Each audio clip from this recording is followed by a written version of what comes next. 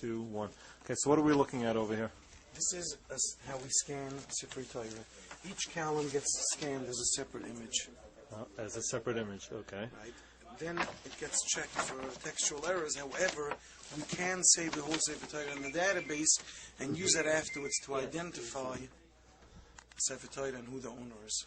Okay, and has there ever been cases where Sefer Torah were stolen and you were able to retrieve it this way? We were able to identify. identify. We were able to identify stolen Torah. Yes, there was somebody that wanted to purchase Sefer Torah.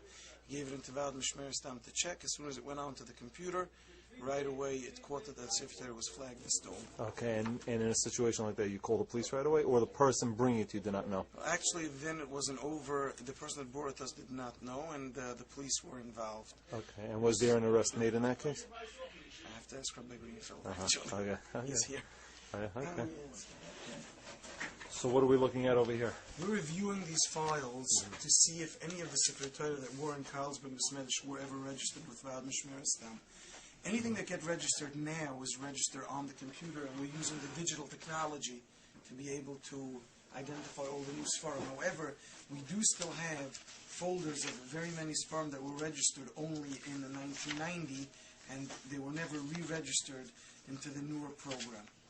You see, we have from each Sefer Torah here 5 columns from each Sefer, from Bereshis, from Shmos, Vayikra, Mikra. And that's enough. Once we put this in the database, we will have right away the owner, the name of the owner, the place, the synagogue, all the information. Okay. It actually is in the database.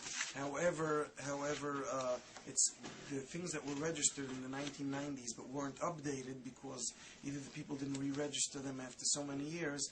A lot of that we still have to go through paperwork. Okay. I would assume the police department was in contact with you. You have to get back to them. The police department, the detective called us up and asked us if we have any information of the owners of any of the Sifrei Torah. We asked them to try to get us the code. Sometimes the owners have certain codes, and even though it's not registered, we might have the images in the database without the person's name, just under the code, and we can match them together, and then we can register it. So you're going to match the computer code with... match the computer code with the owner information. Even if it was not registered, we can register it retroactive. Okay, so there's good news. I mean, there's a good chance that... the chance is that if the Torah swims up anywhere, if the person tries to sell it in any place in town, it will right away be identifiable worldwide. So what I'm looking at over here, this is the scanner that scans the Sifrei Torah, right? Correct. Okay. Okay, so explain to me how this fingerprinting works. Take a look. It's impossible, the same sofa will write 10 Sefer Torahs, that hay should be underneath this, the shin should be underneath the hay, that combination. It's like the Shabbos lock. You have 5 numbers, and that's enough, to protect you that you should not be able to go to the house. And here you have 42 lines. It's like 42 numbers, like a lock of 42 numbers.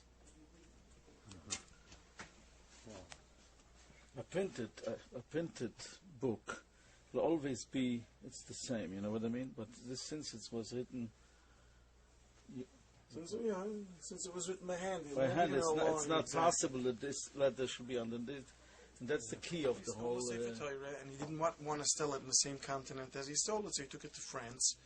And when he brought it to the Sefer over there, he wanted to sell it. They sent in an image to Vad Mishmer Stam, which right away ran it through the database, and automatically was picked up as a stolen Torah. From the Chovot.